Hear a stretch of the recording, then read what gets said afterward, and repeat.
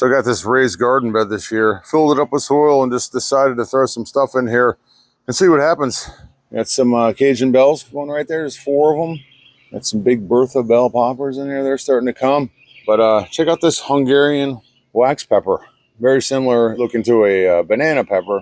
And it's really grown. And what's really weird about this is it actually grew right out of the top, which I think is pretty wild. And just to give you an idea of the size, you can see it in comparison to my finger here.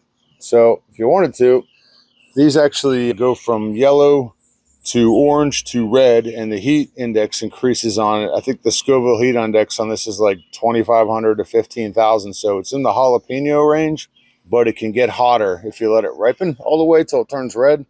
It kind of like a waxy coating on the outside of it.